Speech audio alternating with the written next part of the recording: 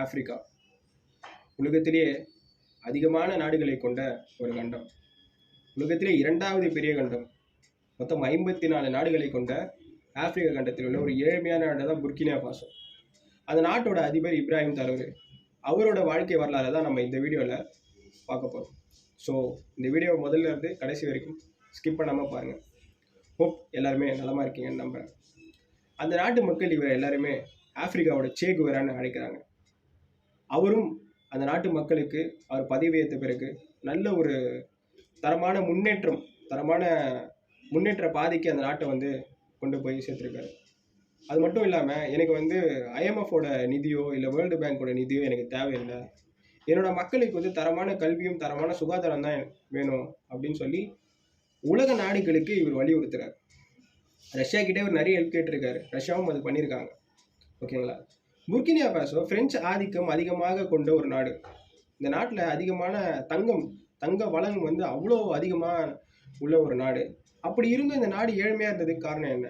அதுதான் நான் ஏற்கனவே சொன்னேன். பிரெஞ்சு 1960 பிரெஞ்சு ஆதிக்கத்திலிருந்து விடுபட்டு சுதந்திரம் பெற்ற புர்கினா ஃபாசோ 2022 செப்டம்பர் 30 வரைக்குமே பிரெஞ்சு ஆதிக்கத்தின் கீழே தான் இருந்திருக்கு. அவங்களோட பப்பட் கவர்மெண்ட் பிரெஞ்சு என்ன பண்ணியிருக்காங்க, தன்னோட பப்பட் கவர்மெண்ட்டாக ஒன்று கிரியேட் பண்ணி அதை ரன் பண்ணி வச்சுருக்காங்க. அன்டில் இப்ராஹிம் தலரை அவரோட ஆஃபீஸ் அசியூம் பண்ணுற வரைக்கும். அது வரைக்குமே பார்த்திங்கன்னா அந்த மக்கள் ரொம்பவே கடுமையான ஒரு சமூக நிலையில் தான் இருந்திருக்காங்க. சரி, இப்ராஹிம் தலரை எப்படி அதிபர் ஆனார்? வெறும் 34 வயதிலே அதிபர். ரொம்ப இளம் வயது அதிபரில் இவரும் ஒருவர். அவரோட வாழ்க்கை வரலாறு என்னன்றதை இந்த வீடியோவில் நம்ம பார்த்துருவோம். 1988 மார்ச் 14 போண்டகோய் மொஹுவான் ப்ராவியன்ஸில் இருக்குது. அங்கே தான் இவர் பார்க்குறாரு. ரொம்ப ஏழ்மையான ஒரு குடும்பம், பெருசாக எந்த வசதியும் இல்லை. ஆனாலும் இவரால் 34 வயதிலே அதிபராக முடியுது. அதை நம்ம ரொம்ப விரிவாக பார்ப்போம். இந்த போண்டகோய் ப்ராவியன்ஸில் தான் இவர் தொடக்க கல்வியை முடிக்கிறாரு.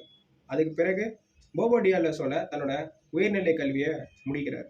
அதாவது 6லேருந்து 12 வரையான அந்த கல்வியை போபோ டியாலோஸில் போய் முடிக்கிறார். புர்கினா ஃபாசோவோட தலைநகரம் எதுன்னு பார்த்தீங்கன்னா ஒகடாகு. அந்த ஒகடாகு யூனிவர்சிட்டி ஆஃப் ஒகடாகுவில் இவர் போய் என்ரோல் பண்ணுறாரு. தன்னோட பள்ளி படிப்பை முடித்த பிறகு எந்த கோர்ஸுக்கு என்ரோல் பண்ணுறாருன்னு பார்த்தீங்கன்னா பிஎஸ்சி ஜியாலஜி அண்ட் ஆனர்ஸ் அந்த கோர்ஸுக்கு பார்த்தீங்கன்னா இவர் என்ரோல் பண்ணுறாரு. 2006 பார்த்தீங்கன்னா இவர் அந்த கோர்ஸை என்ரோல் பண்ணுறாரு. 2009 சக்ஸஸ்ஃபுல்லாக அந்த கோர்ஸையும் முடிக்கிறார் யூனிவர்சிட்டி ஆஃப் ஒகடாகு.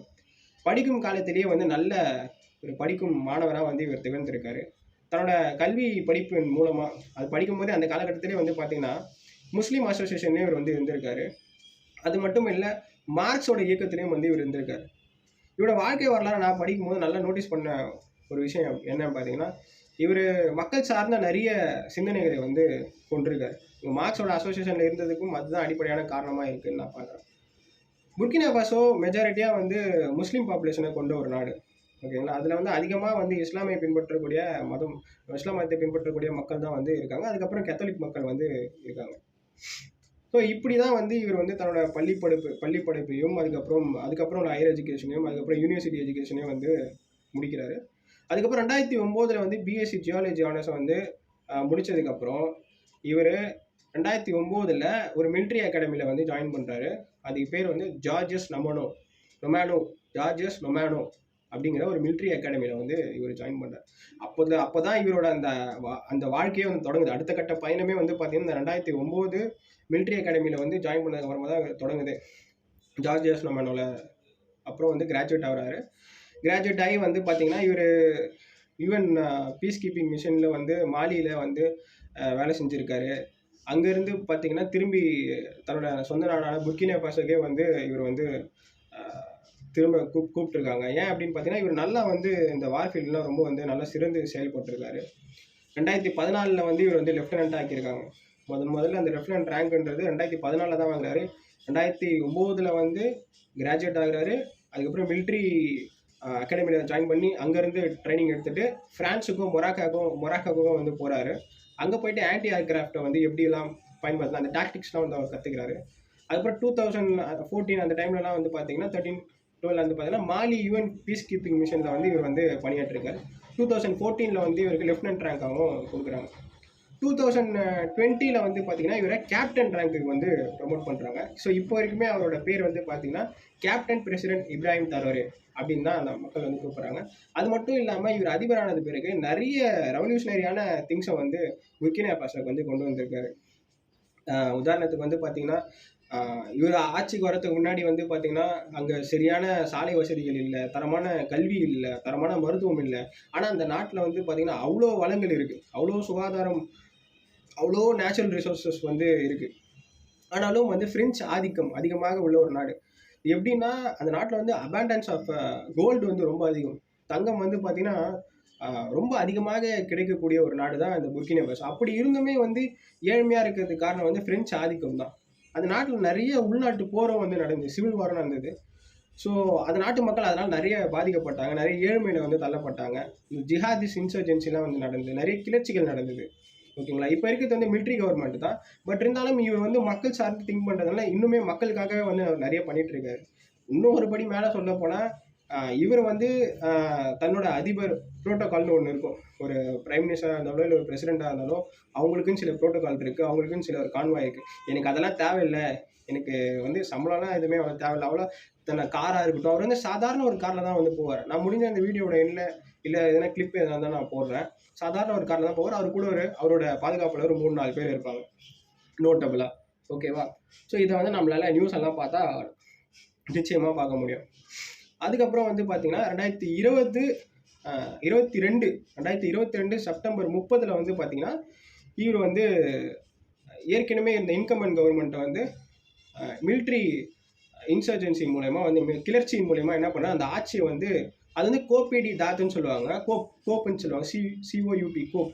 அந்த கோப் மூலயமா அந்த ஆட்சியை வந்து கவிழ்த்துட்டு இவரோட அந்த மிலிட்ரி ரெஜிமா, அதாவது transition government of Burkina Faso அப்படின்னு தான் வந்து சொல்லுவாங்க. அப்போ மாற்றம் டிரான்சிஷனாக மாற்றம். ஒரு விஷயத்துலேருந்து இன்னொரு விஷயம் புதுசாக நம்ம கொண்டு வரதுக்கு பேர் தான் வந்து டிரான்சிஷன். இப்போ நீங்கள் வந்து கூகுளில் நீங்கள் சர்ச் பண்ணாலோ இல்லை பிரிட்டானிக்காவில் சர்ச் பண்ணிங்கன்னா கூட transition government of Burkina Faso தான் வரும். ஸோ அந்த அளவுக்கு தன்னுடைய நாட்டு மக்களையும் தன்னோட நாட்டையும் அவ்வளோ நேசிச்சிருக்காரு நம்ம இப்ராஹிம் தரோரே. அவர் தெளிவாக சொல்கிறாரு, எங்களை இனிமேல் யாருமே ஆதிக்கம் பண்ண முடியாது, ஃப்ரான்ஸ் வந்து எங்களோட நாட்டை வந்து இனிமேல் எந்த ஆதிக்கமும் பண்ண முடியாது அப்படின்றத அவர் ரொம்ப தெளிவாக சொல்கிறாரு. ரஷ்யா கிட்ட வந்து நிறைய சப்போர்ட்டை வந்து கேட்டிருக்காரு.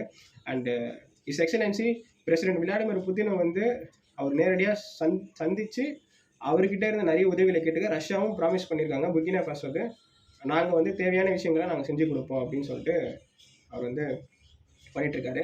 2014 2020 அப்படின்னு படிப்படியாக தான் அவர் வந்திருக்காரு. லெஃப்டினன்ட்டில் தொடங்கி கேப்டன் ஆகி அதுக்கப்புறமா அந்த கவர்மெண்ட்டை வந்து மிலிட்ரி இன்சர்ஜென்சி மூலயமா வந்து கோப்பேடி தாட் மூலம் வந்து கவிழ்த்து ஒரு புரட்சி ஏற்பட்டு அதுக்கப்புறமா தான் இவர் வந்து அந்த கவர்மெண்ட்டே வந்து கைப்பற்றார். இனிஷியலாக இவருக்கு வரதுக்கு முன்னாடி ஒரு கவர்மெண்ட் இருந்தது, அவர் வந்து சப்போர்ட் பண்ணார் அந்த பர்சனுக்கும். பட் ஆனால் அவர் மேலே கரப்ஷன் சார்ஜஸ் அதிகமாக இருந்தது அப்படின்றதுனால அவரோட கவர்மெண்ட்டும் வந்துட்டு கடைசியில் நம்ம இப்ராஹிம் தரோரே வந்து அந்த நாட்டுக்கு வந்து அதிபராக. இப்படி தான் வந்து வெறும் 34 வயசுலேயே வந்து 2022. ஆனால் இப்போ வந்து அவருக்கு வந்து பார்த்தீங்கன்னா 37-38 வயசு இருக்கும். இப்போ வந்து பார்த்தீங்கன்னா 37 வயசுன்னு வச்சுக்கோங்களேன். வெறும் ஒரு நாட்டிலே ஒரு உலகத்திலே வந்து பார்த்தீங்கன்னா இளம் அதிபரில் வந்து இவரும் ஒருவராக நான் பார்க்குறேன். உண்மையிலே வந்து மக்கள் சார்ந்த திங்க் பண்ணுற ஒரு தலைவர் இப்ராஹிம் தரோரே. அவரோட நடவடிக்கைகளை நீங்கள் வந்து பார்த்தீங்கனாலே வந்து தெரியும். இப்ராஹிம் தரோரே மாதிரி நிறைய பேர் வந்து நாட்டுக்கு வந்து தேவை, உலகத்துக்கு வந்து தேவை, நாட்டை தாண்டி உலகத்துக்கு வந்து தேவை. புரட்சியாளர் அண்ணல் அம்பேத்கர் என்ன சொல்கிறாரு அப்படின்னு பார்த்தீங்கன்னா, நல்ல ஆட்சியாளர்களால் தான் நல்ல சமுதாயத்தை வந்து உருவாக்க முடியும், நல்ல அரசாங்கத்தை வந்து கொடுக்க முடியும் அப்படின்னு சொல்கிறாரு. அதற்கு ஒரு எடுத்துக்காட்டாக இப்ராஹிம் தரோரேவை நான் பார்க்குறேன். மேபி அவர் டெமோக்ராட்டிக் கவர்மெண்ட் இல்லாமல் இருக்கலாம், ஆனால் தன்னோட மக்களுக்கு தன்னோட நாட்டுக்கு என்ன தேவையோ அதை வந்து அவர் செஞ்சு கொடுத்துருக்காரு தன்னோட மிலிட்ரி கவர்மெண்ட் மூலயமா. ஸோ இப்ராஹிம் தரோரே அந்த நாட்டு மக்களுக்கும் அந்த நாட்டுக்கும் நல்ல விஷயங்களை செய்கிறாரு அப்படிங்கிறத நம்ம வந்து ஒரு நியூட்ரலான செய்திகள் மற்றும் நம்மளுக்கு கிடைக்கக்கூடிய விஷயங்களை பார்த்து நம்மளால தெரிஞ்சுக்க முடியுது. ஆதிக்க சக்தி எங்கெங்கெல்லாம் அதிகமாக இருக்கோ அங்கே வந்து நாடுகள் வந்து சுரண்டப்படுது. அதனால தான் புர்கினா ஃபாசோ வந்து ஏழ்மையான நாடாக இன்னுமே இருக்குது. நிச்சயமாக வந்து ஃப்யூச்சரில் இவரோட அந்த ஆட்சியின் கீழில் அந்த நாடு வந்து வளம் பெற்று நிற்கும்னு நான் நம்புகிறேன்.